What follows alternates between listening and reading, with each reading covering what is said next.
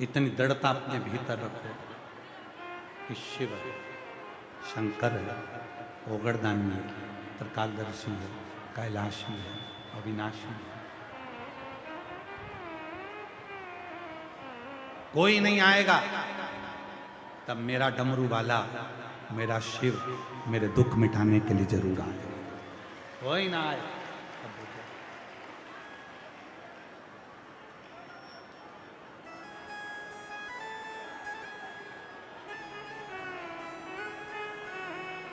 जब कोई ना आवे तो मेरा शिव।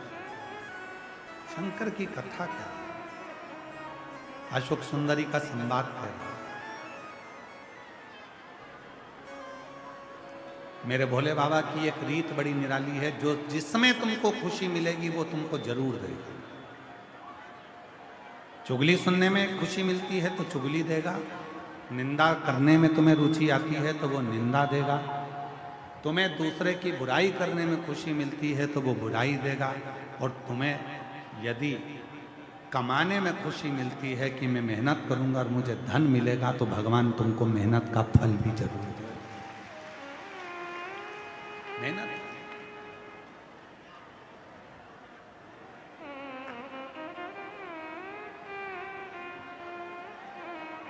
और उस फल को दिए बिना भगवान रहता नहीं, देता जरूर। आपके परिश्रम को मेरा भोलेनाथ फलित जरूर करता। आपके परिश्रम को भोलेनाथ खाली नहीं जानते। तुम्हारा धूप में तपना, छाता लगा लगा कर बैठना, 42 डिग्री टेम्परेचर में तुम अपने घर से निकल कर यहाँ तक आना, मेट्रो में, बस में, रिक्शे में 100, 200, 500 रुपये तुम्हारा खर्च करना, क्या शिव जी तुम्हारा वो धन, तुम्हारा वो समय वापस नहीं लौटाएंगे?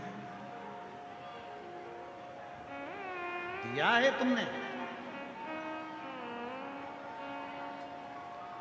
शिव महापुराण की कथा कहती है आपने जिसको जो दिया है वो मिलेगा जरूर। और नहीं है विचार, प्रैक्टिकल कर कर देखो, किसी के सम्मुख में मुस्कुरा कर देखिए, स्माइल देकर देखिए, आपने जिसके सामने मुस्कुराया वो भी तुम्हारे सामने जरूर मुस्कुराएगा। तुमने जिसके लिए समय निकाला एक दिन वो भी समय निकालेगा। तुम जिसके लिए आए हो एक दिन वो भी तेरे दुखड़े काटने के लिए तेरे दरवाजे पर जरूर मिलेगा। वो लौटाता जरूर, वो करता जरूर।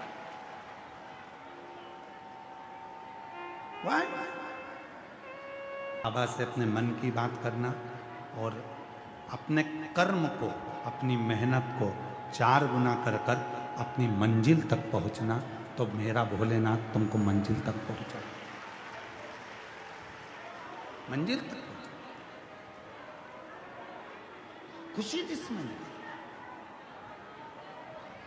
4 जगह पर मौन होकर बैठ जाइए, 4 जगह पर चुप रहकर बैठोगे तो भी तुम्हें सब कुछ मिल जाएगा। एक अपनी मम्मी के पास, माँ के पास, आई के पास, मम्मा के पास चुप होकर बैठो।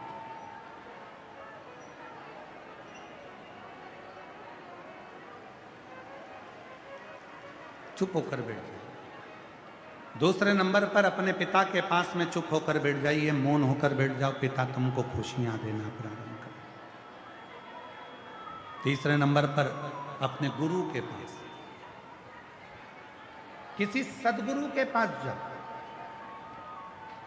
किसी संत के पास जाओ या सदगुरु के पास जाओ, या जिसको तुम बहुत मानते हो उस गुरु की शरण में जाना। तो कुछ मत बोलना, कुछ भी मत बोलो, वो खुद बोलेगा। तुम एक भी शब्द मत बोलो, गुरु खुद बोलेगा, गुरु खुद कहेगा। क्या बात है बेटा, क्या हो गया, बहुत चुप बैठे हो, क्या हो गया, कोई बात है क्या बेटा? गुरु खुद पूछे, गुरु खुद बोले। तुम तो बस केवल शांत होकर बैठ जाओ, चुप होकर बैठ जाओ, गुरु खुद पूछे।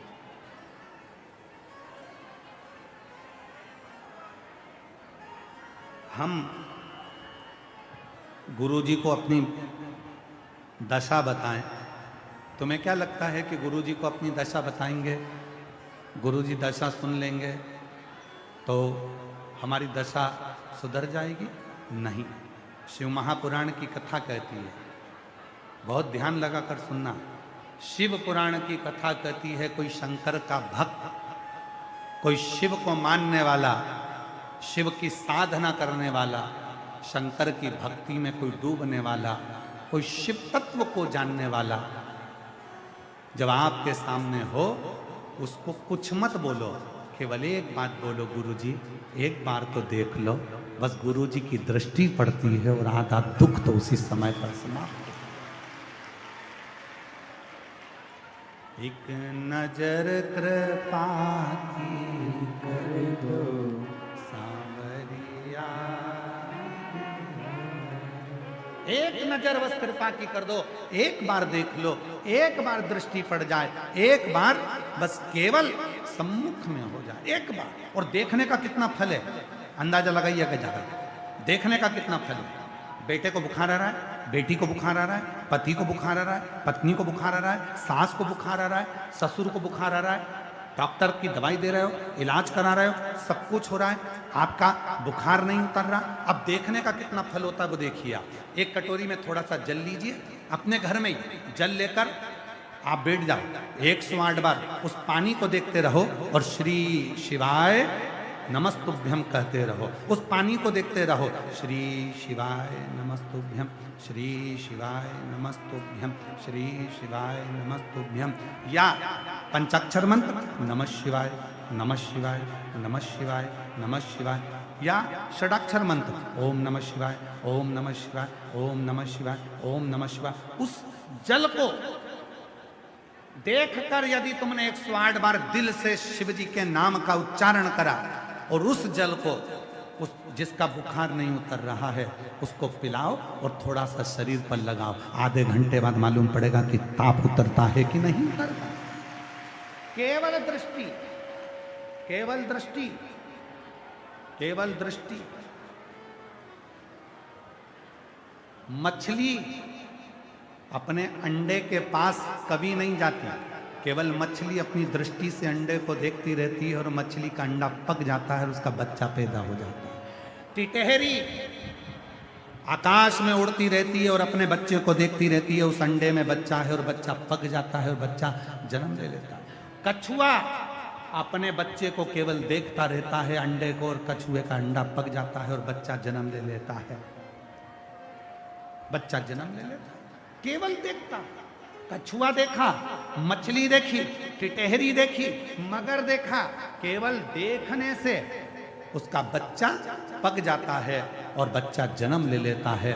उसी तरह शिव का नाम लेते लेते जब हम जो शंकर की भक्ति में डूबा हुआ होता है वो किसी को अगर देख भी ले तो बस उसकी जिंदगी संवारना प्रारंभ हो जाता है। आप अपनी कटोरी में जल लिया, श्री शिवाय नमस्तु, श्री शिवाय नमस्तु। आप लोगों को कहा था अपने अपने घर के दरवाजे पर श्री शिवाय नमस्तुभ्यम का स्टिकर लगा दो, घर के बाहर भी लगाओ, घर के अंदर भी लगाओ। क्यों लगाओ? उसका कारण है, जब तक दरवाजा नहीं खुलेगा, बेल बजाने वाला, घंटी बजाने वाला बाहर खड़ा है, उतनी देर में वो पढ़ रहा है श्री शिवाय नमस्तुभ्यम, श्री शिवाय नमस्तुभ्यम, उसकी दृष्टि उस मंत्र पर जा रही है। और जैसे ही दरवाजा खुलेगा तुम्हारी भी दृष्टि अंदर लगे मंत्र पर गई है, और जैसे ही दरवाजा खुलेगा तो वो दृष्टि कभी गलत नहीं करेगी, वो दृष्टि संवार कर तुम्हारी जिंदगी को सुख प्रदान कर देगी। सुख,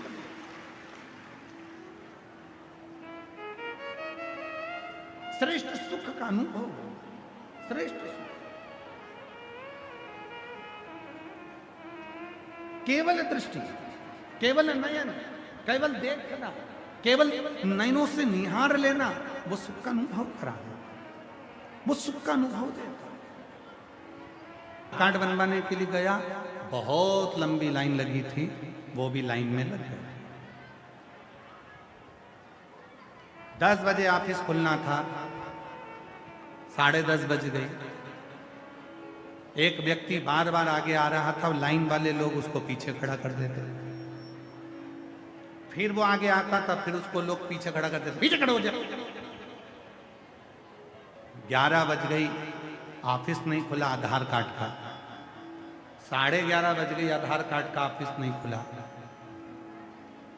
इतने में लोगों ने हड़ताल करना प्रारंभ कर दी कि बताओ सरकारी ऑफिस 12 बजे तक नहीं खुला। दूर तक खबर पहुंच गई, ऑफिसर का फोन आया, क्यों सर तुम अभी तक तुम्हारे कार्यालय में नहीं गए, आधार कार्ड बनना है लोगों के। सर ने फोन लगाकर बोला, सर मैं तो बार बार आगे जाने का प्रयास कर रहा हूं, ये मुझे वापस लाके लाइन में पीछे खड़ा कर देते। तब लोगों को मालूम पड़ा कि आधार कार्ड बनाने वाला तो पीछे खड़ा है और बेचारा आ रहा था आगे, पर तुम बार बार उसको ले जाके खड़ा कर देते थे पीछे। तुमको लगता था ये भी आधार कार्ड बनवाने आया। कई लोग संसार में ऐसे हैं जो पढ़ते हैं, अध्ययन करते हैं, खूब पढ़ते हैं और बाद में ये विचार करते हैं कि मैं बहुत बड़ा ज्ञानी हो गया, मुझ में बहुत सारी विद्वत्ता आ गई, मैं बहुत पढ़ा लिखा हो गया, पर उसको ये मालूम नहीं है कि तुम्हारे माता पिता से बढ़कर दुनिया में कोई विद्वान नहीं हो सकता, कोई ज्ञानी नहीं हो सकता। कई बच्चे कह देते हैं, बेटियां कह देती है, बेटे कह देते हैं, क्या मम्मी तुमको कुछ नहीं आता, तुम चुप बैठी रहो, तुम्हें अकल नहीं है, मम्मी तुम बीच में मत आया करो, तुम बहुत बोलती हो, तुम चुप रहो। कर ले चुप कर। और एक दिन वो समय आएगा, माँ समझाती है, माँ बीच में टोकती है, पापा बीच में टोकते हैं, पिताजी बीच में रोकते हैं। एक समय ऐसा आएगा जिस दिन वो रोकेंगे, वो टोकेंगे नहीं, तब तेरी आंख से आंसू झड़ते रहेंगे। इसलिए निवेदन करना कि तुम्हारे घर के माँ बाप तुमको थोड़ा थोड़ा रोकते टोकते रहें तो तुम्हारी जिंदगी सार्थक होती चली जाती। क्या मम्मी तुम दिन भर रोकती रहती हो, दिन भर टोकती रहती हो, दिन भर कुछ ना कुछ कहती रहती हो, दिन भर तुम्हारे पास कोई काम नहीं है, टोकना टोकना टोकना टोकना। हाँ थोड़ा टोक रही है, ठीक है, कोई बात, अवस्था है, वृद्ध है, बुजुर्ग है, माँ है, बाबा है, थोड़ा टोकेंगे, ठीक है, होगा, समय आए, दृष्टि पड़ जाए के।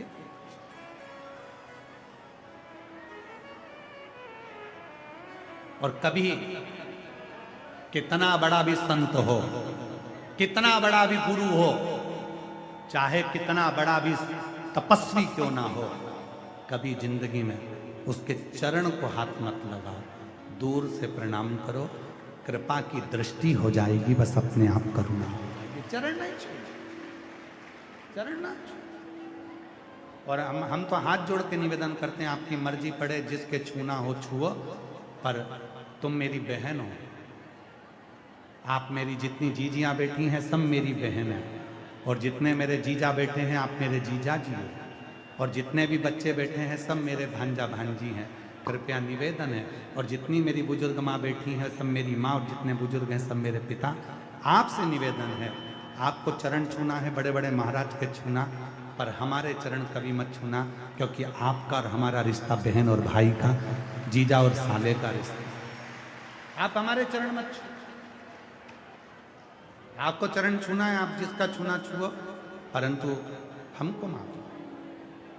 हमारे पास में अगर मिलो भी तो केवल एक ही बात करो, गुरुजी श्री शिवाय नमस्ते, श्री शिवाय नमस्ते, बस तुझ में जो शिव है, हे गुरु, हे शिव, मेरे गुरु के भीतर जो शिव है, जैसे ही मैं श्री शिवाय नमस्तुभ्यम बोलूं, वैसे ही मेरे भीतर, मेरे गुरु के भीतर जो शिव है उसकी दृष्टि मुझ पर पड़ जाए और मेरा कल्याण हो जाए, बस इतनी नहीं। इन सारे आडंबरों से हमको दूर होना है, सारे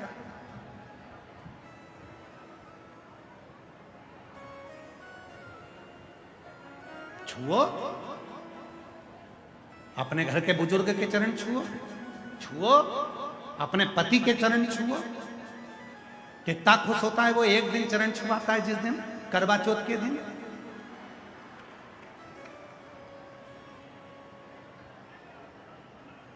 जिस दिन तुम उसका चलनी में मुंह देखती हो, इतना मुस्कुराता है तुम उसको चलनी में देखती हो, वो तुम्हारे गले का हार देखता है। 1.5 लाख का नुकसान करा कर करवा चौथ हो रही है।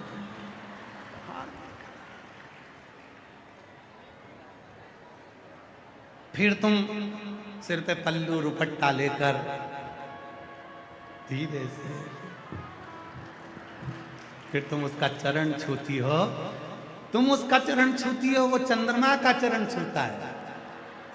हे चंद्रदेव, कृपा करो, इसको परमानेंट ऐसी कर दो जैसी आज है। शिव के पास में भी जाएं, भगवान शंकर के पास में अगर जाएं तो थोड़ी देर बैठकर मौन रहकर प्राप्त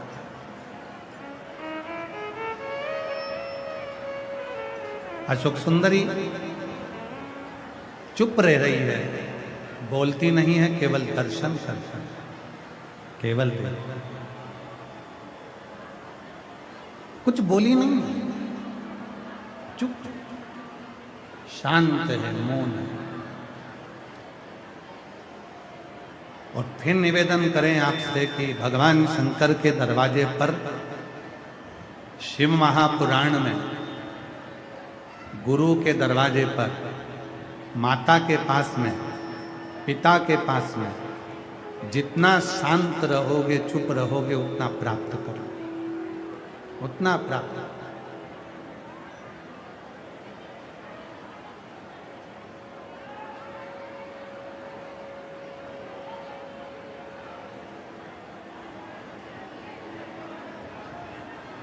एक बहुत समझदार बहू होती है और एक बहू ऐसी होती है जिसको सास कहती है मेरी इस बहू में तो अक्ल ही नहीं है, पगली है, बावरी है, इसमें अक्ल ही नहीं है, इसकी अकल सब मारी गई है। 2 बहुएं हैं, एक बहुत समझदार है, एक में अकल ही नहीं है। दोनों बहुओं में सबसे ज्यादा सुखी अगर कोई बहू रहती है तो जिसमें अक्ल नहीं है वही बहू रहती है। घर में शादी हुई, घर में कोई फंक्शन हुआ, घर में कोई प्रॉब्लम आई, घर में कोई कार्य आया, घर में कोई बात आई, आवाज फैल रही है, इसको क्लियर करो एकदम। घर में कोई बात आई है, घर में कोई फंक्शन आया है, घर में कोई उत्सव आया है, घर में कोई खुशी आई है, घर में कोई उत्सव आया, घर में कोई अच्छा कार्य आ गया, शादी आ गई, तो जो समझदार बहू होती है ना, उसी के ऊपर सबसे ज्यादा काम दिया जाता है। बेटा तू तो समझदार है ना, देख ले मामा जी ने भोजन करा कि नहीं करा, काका जी ने खाना खाया कि नहीं खाया, देख तो बुआ जी आई कि नहीं आई, उसने कपड़े पहने कि नहीं पहने, उसने सामान लिया कि नहीं लिया, छोरे ने ये काम करा कि नहीं करा, छोरी ने ये काम करा कि नहीं करा। जो सबसे ज्यादा समझदार बहू होगी वो दिन भर काम में लगी रहेगी, उसको खाने तक की फुर्सत नहीं होगी, सजने की भी फुर्सत नहीं होगी, मेहंदी भी लगवाएगी तो सब लगवा के चले जाएंगे, तब लगवाएगी। क्यों? क्योंकि वो समझदार है, समझदार है इसलिए उसके पास में